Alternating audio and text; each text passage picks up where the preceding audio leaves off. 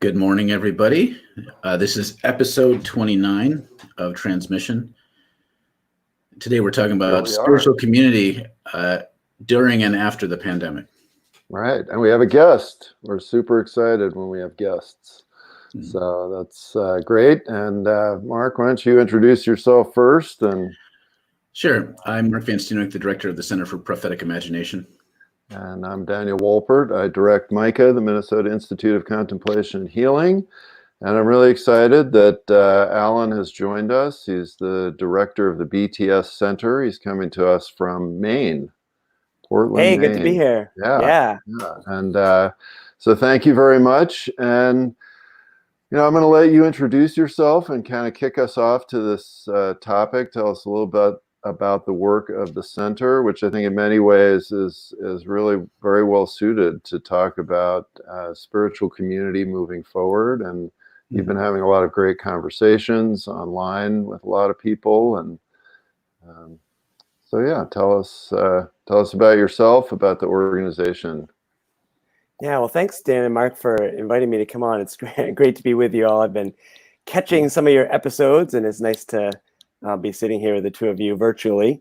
So my name is Allen Ewing-Merrill, and I have the good fortune to lead this organization called the BTS Center. BTS is a nod to our predecessor organization. We're the successor to the former Bangor Theological Seminary, which was a seminary in the Congregationalist UCC, United Church of Christ tradition, founded in 1814. And for about 200 years, they were a seminary that awarded Masters of Divinity and Masters of Theological Studies and Doctor of Ministry degrees. And just 1 year shy of their 200th anniversary, because of declining enrollment and the shifting religious landscape, especially here in the Northeast, made the really difficult, but I think bold decision to suspend awarding degrees and to shift into something else. There's a good deal of uncertainty about what that something else would be. But today our mission is to catalyze spiritual imagination with enduring wisdom for transformative faith leadership.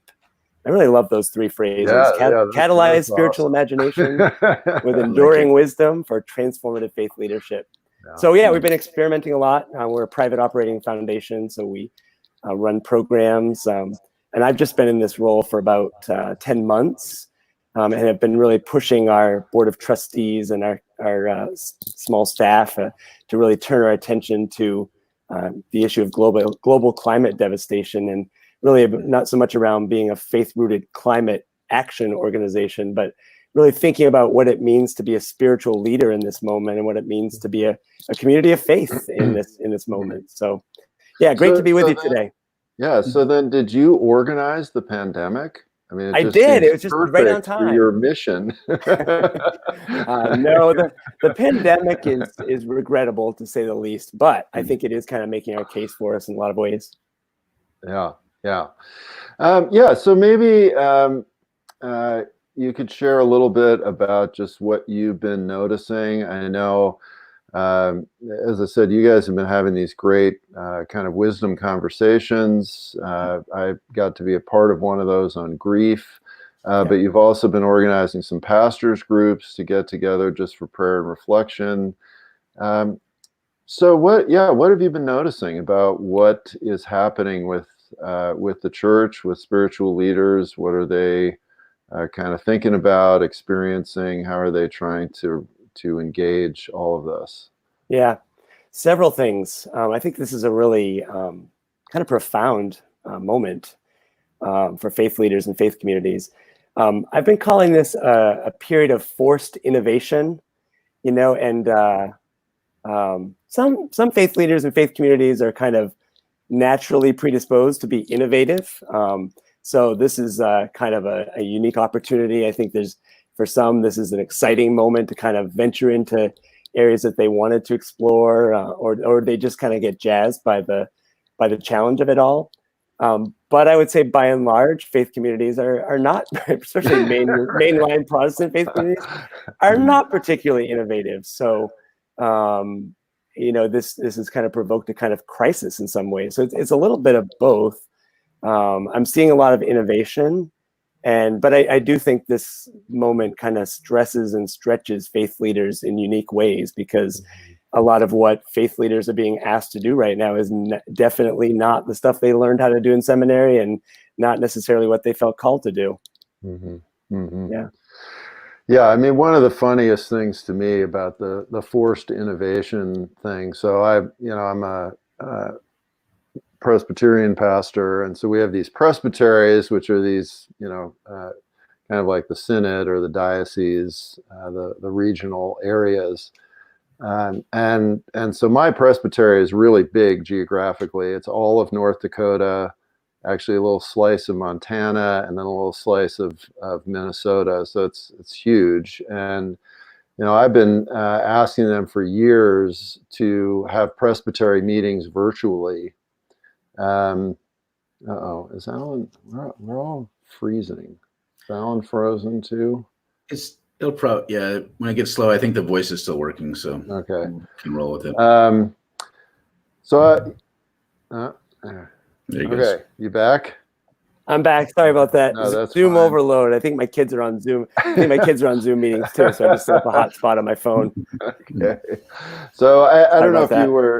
you were hearing what I was saying, but I've been trying to get our presbytery to meet online for probably 18 years, and they've been saying, Right. "Oh no, we can't do that. It's impossible. So important for us to meet together. We can't even imagine having a meeting." Well, this hit, and suddenly it's like, oh, let's have our presbytery meeting online. And so in April, we had an online presbytery meeting. Everybody was like, wow. We should have been doing this for 18 years. Yeah, we should have been doing this for 18 years. Like surprise, it can work. I didn't have to drive 6 hours, in the dark when I'm 85 years old for a 2-hour meeting. Like, this was actually really kind of nice. Yeah, exactly. Yeah. I think one of the things that I've been noticing, and Facebook is intentionally myopic. Like it feeds you what you're kind of like yourself back at you, like your own sphere. So I don't know how much this is accurate, but it seems like a lot of the ministers that I've seen, particularly in the main line, the way that they respond to this was first to like, okay, we need to figure out how to keep the sermons going. And then all the other stuff that the church did is kind of like this afterthought. And so I remember seeing at the same time that pastors were trying to figure out how to do messages, I would see a couple people saying that they had needs for groceries and they wanted their church to help, but the church didn't know how to respond. And it shows kind of like this priority kind of thing. Yeah. And so during this time, I imagine there's all sorts of shuffling going on. Like, okay, now we're seeing what our priority has been. We're seeing whether or not what we're doing for church was sufficient to this crisis. And it raises this question, like, this isn't going to be the only crisis moment we have for the rest of our lives, because pandemics are supposed to increase. Climate change is causing all kinds of other environmental crises. So I'm wondering if, like, from your perspective and the work that you've done, like, what do you see as the promises and perils of this moment when it comes to thinking about what does it actually even mean to do church? Yeah. Is it just a monological conversation from a pastor to congregate? Like, I feel like that's the assumption for a lot of people. Like, oh, we just communicate things at our congregants and that's church, and it's a cozy community.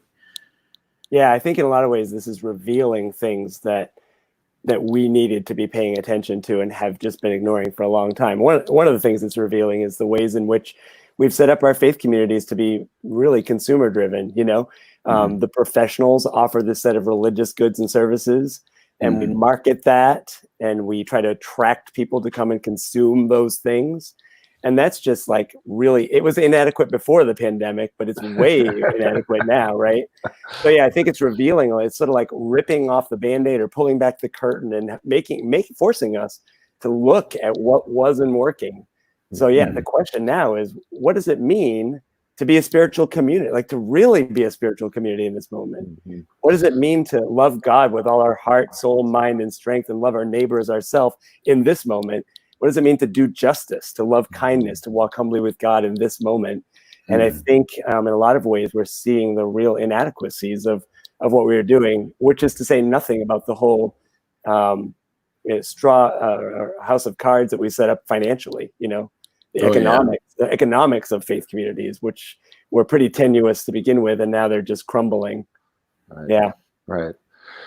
Well, yeah. And so, I mean, on the one hand, we could be using this moment to think about all those things. But, and Mark, you were saying this before we went on, what we're also, of course, seeing, and I've really been seeing a big uptick in this the last week or so, right? As all these different states are talking about opening up, there's this huge push not to keep innovating, right? And to keep moving it, but to say, oh, great, now we're going to go back to the way things were before. I can't wait to go back to Sunday. I can't wait to go back to all my programming. I can't wait to, of course, we all might die if we do that, but still, we need to go. It's familiar, it's comfortable. Yeah, exactly. Yeah.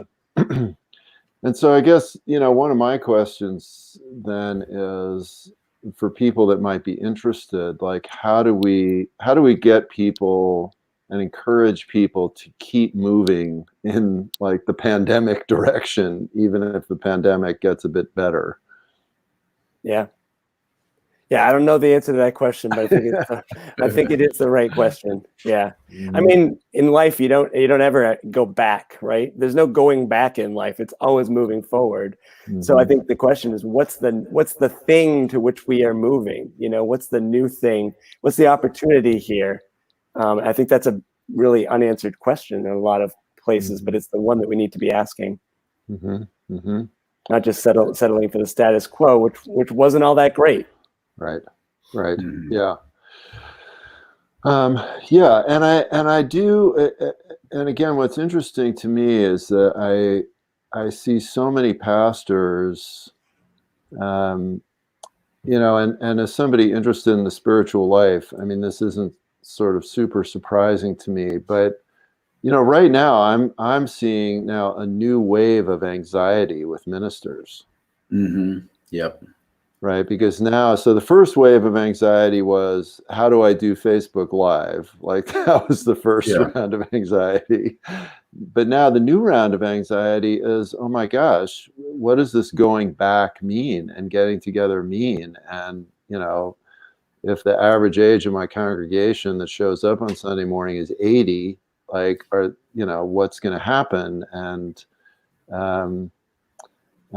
so, again, it seems to me like a lot of the leadership is just responsive, right? It's just responding. It's reactive. That's the word I'm looking for. It's reactive as opposed to proactive. Yeah. Yeah. But I think there's a great opportunity here. So yeah, I mean, we're thinking a lot. We were thinking even before the pandemic about the characteristics of spiritual leadership that are needed for the Anthropocene, for this new life, this new epoch that we're moving into, with all that goes with that, and particularly around global climate devastation. And I think that affects everything about how we lead worship, what we preach, what we sing, how we raise and form our children. What does congregational care look like? I think these are really big questions that I think we need to be really thinking about with an eye toward resilience. And I think what we're realizing more than ever is that our faith communities have not been particularly resilient. So I think even looking at issues like part-time clergy and bivocational clergy is an important direction to really think about. How can we do that from a place of strength, not as like a last-ditch effort to keep doing what we've always been doing, Right. and really reclaiming a robust understanding of the priesthood of all believers. And to me, it seems like there's, in some ways, there's opportunity for some really old school way of doing ministry, which I feel like we've pushed aside. Like when growing up in rural Minnesota, part of the expectation was that a pastor was a visitation pastor. So they'd visit and check in on everybody. And that kind of isn't as much a thing. And it seems like antiquated, maybe that doesn't do much, but now is an opportunity where it's easy to drop in on every congregant and see what they need and try to network around that to create a community of care, which to me, it's just like, maybe that just seems so antiquated to folks, but I feel like that's a possibility now. It's like technology is designed almost to do that at this point, to really just check in with people individually and then kind of to me, that creates opportunities for discernment and figuring out like what is it that we're trying to be as a community in a way that you don't get if you're kind of stuck in this monological way of doing ministry. And how do you share that? So it's not just the pastor being the chaplain to the people, yes, but there's a sense of shared care for one another that is not just insular, not just looking inward, but also looking outward to the kind of hurts and struggles of the world beyond us. I think we, that chaplain mindset has had some pretty devastating effects on, kind of the trajectory of faith communities. So, but I think reclaiming the sense of being a shared caregiving community could be pretty powerful. So we're about at the halfway point here already. These conversations always fly by, and we know we've got our legion of fans out there watching. Legion in a good way, not the bad legion, not in the good legion, demons possessing pigs way. And so we'd love to hear from you, your thoughts, your reflections. What are you noticing? If you're a faith leader, if you're part of faith community, if you'd love to be part of a wonderful spiritual community, but you're not, what do you see as some of the issues? And, one of the things I was just thinking about, I saw this great story the other day. I think this was in Pennsylvania. So there's this little dairy farm operation, and the guy got a call from his milk processor saying, "Dump all your milk. We can't process all this." And of course, this is happening all over the country. I just saw something this morning. These piles of squash that are being dumped in this landfill, basically. And the guy was like, I can't do this. I can't dump my milk. And so he happened to have a fairly small pasteurizer. I guess he got a hold of a bunch of bottles somehow. And he said, I'm going to bottle all my old milk. I'm going to put a post up on Facebook. I'm going to sell this milk. And there was a photo that somebody obviously had a drone. They took this photo of it's literally like 2 miles of cars lining up to come buy milk at his farm and to both support him and get this fresh, wonderful milk. And, he's totally sold out now, and he's got all these people coming to his farm.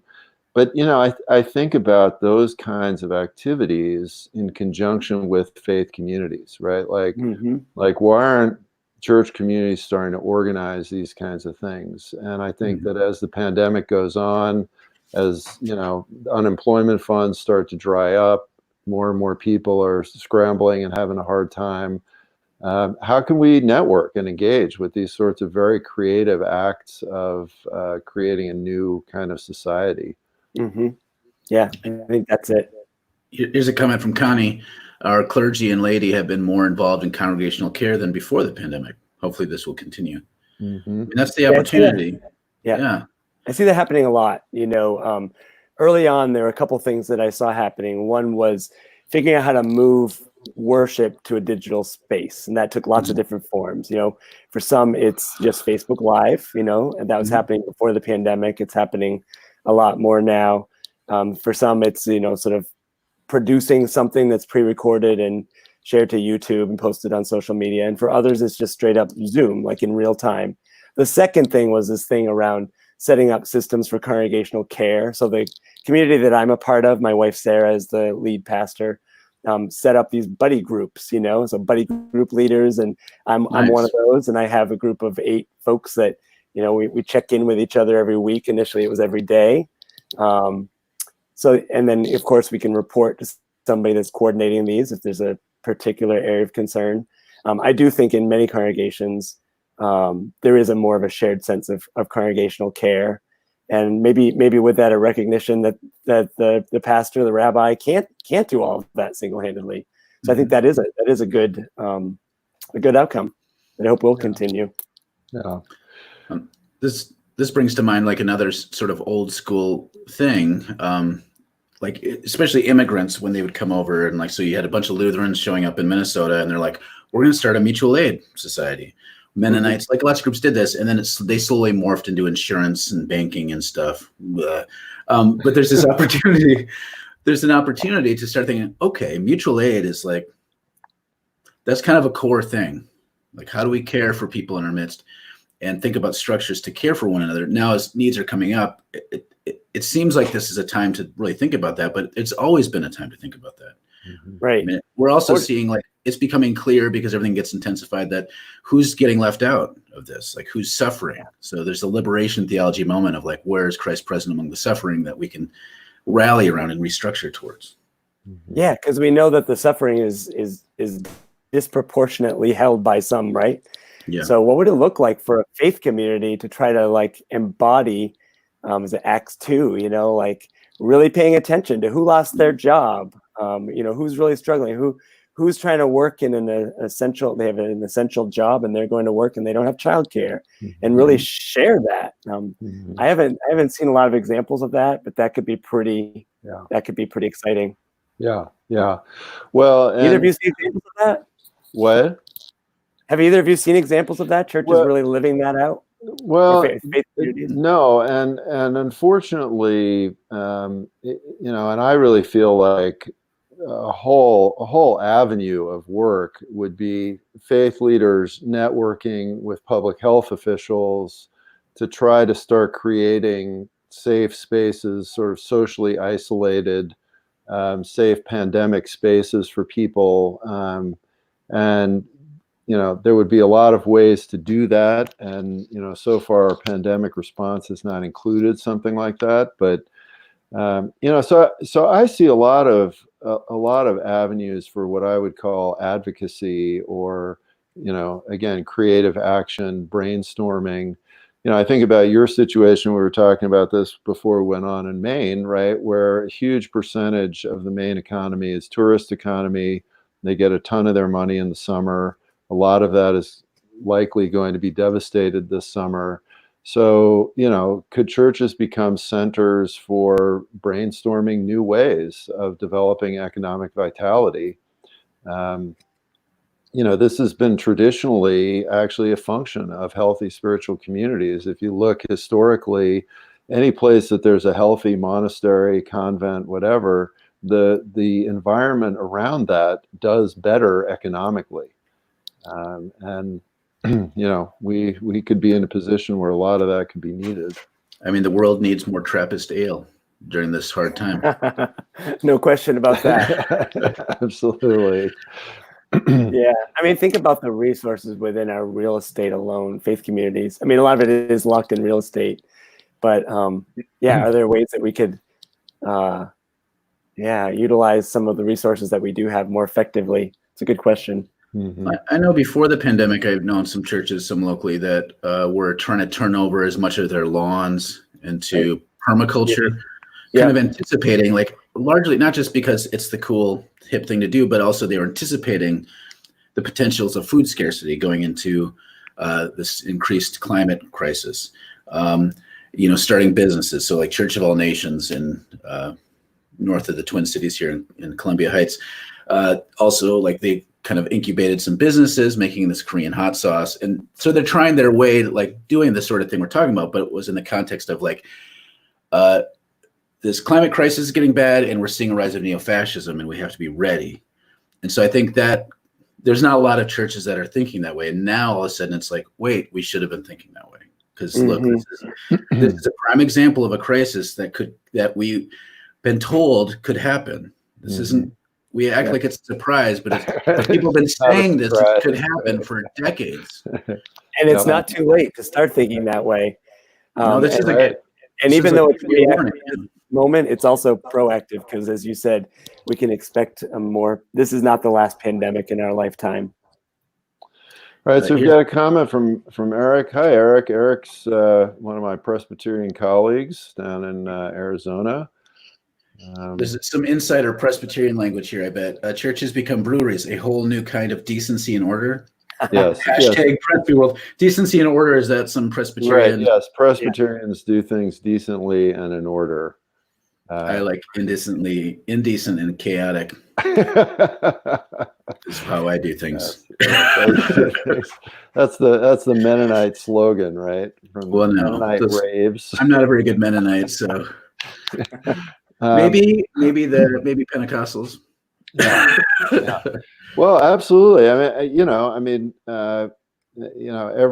Every monastery used to be a brewery, and so yeah, no, that's, obviously food stuff, and we had all episode on food, very connected to spiritual life, spiritual community, and these kinds of cottage industries. This one monastery that we stayed at for a while in India, that was a very natural thing. They were supporting clothing makers, and they were trying to get little cottage industries going in the town and village. And, and again, as you said, Mark, these are sort of old school things. But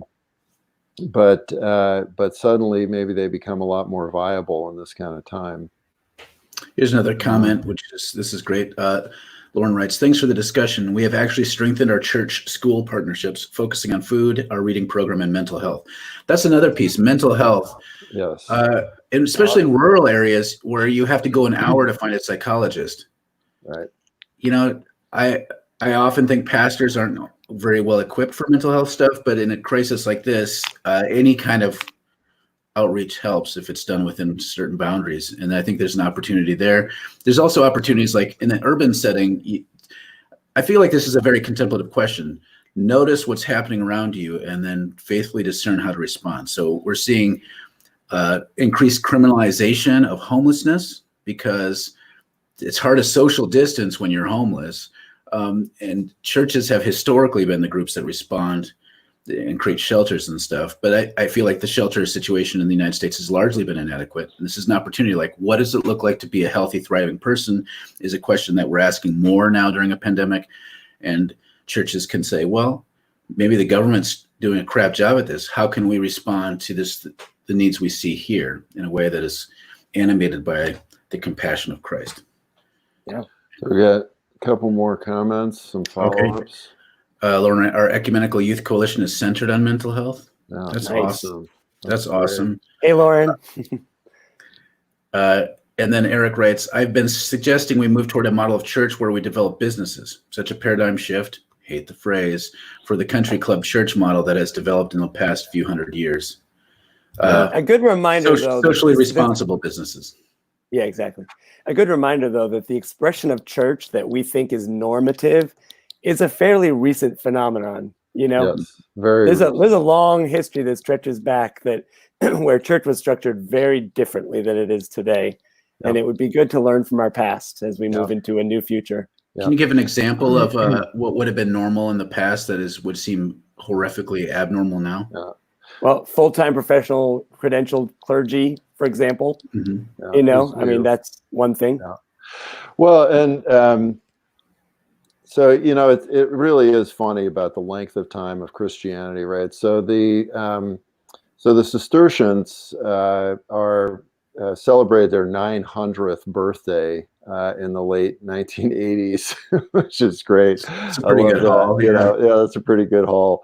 And so they actually had a conference. What do monastics do to party and celebrate something? Well, they have a conference and they write some papers. And so they had this conference and they wrote some papers and they published it in a book. So exciting. I know. I just feel the tingling going. Yeah. And one of the papers, though, was all about the business that happened around this first Cistercian monastery, and talking about how they developed, they helped to develop sustainable lumber practices in the forests around the monastery and farming around the monastery and, wool making and all these things, and how the abbot and the monks, they were in their cells praying and stuff, but they also did go out and help in the villages create this entire economy, right? And that was part of their vocation. Pretty cool. Yeah. And that's the other thing, like this milk example you gave earlier, Dan. I think part of it, we have to question what we mean by economy.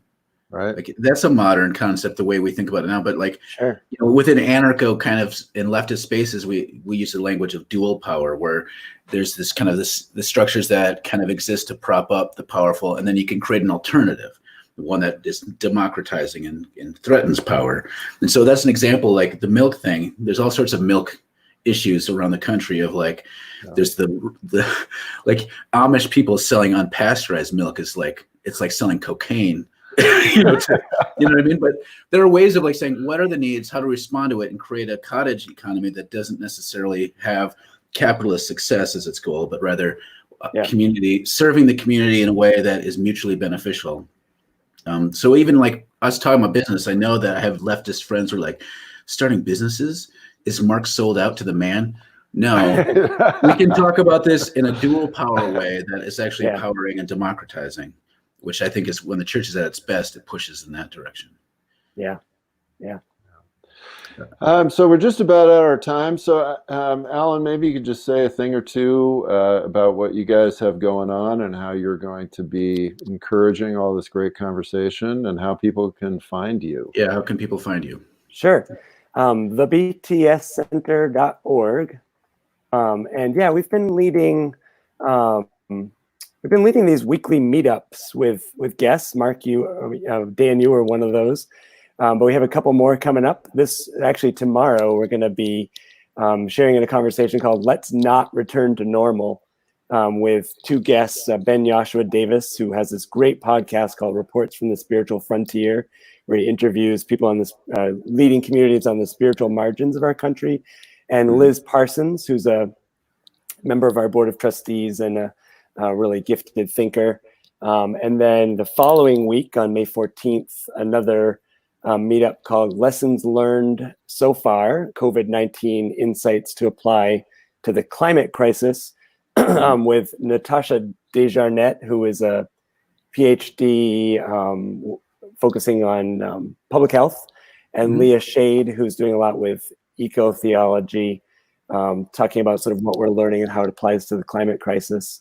We have a weekly prayer huddle for faith leaders, and have a bunch more of these kind of conversations in the pipeline. Yeah. Awesome. Well, that's great. So btscenter.org. Check it out, Allen. The BTScenter.org. The BTScenter.org. Yeah, and again, thank you very much for joining us. For everybody that's been watching, thank you for coming, and for the great comments, as always. We always get really good, learn neat new things. And we will be back tomorrow. And got a really uplifting topic for tomorrow, the way that we are starting to normalize death. Normalizing death. Yes, normalizing death in the pandemic. So come back and be depressed, I guess. Okay. Great to be with you guys. Thanks for the invitation.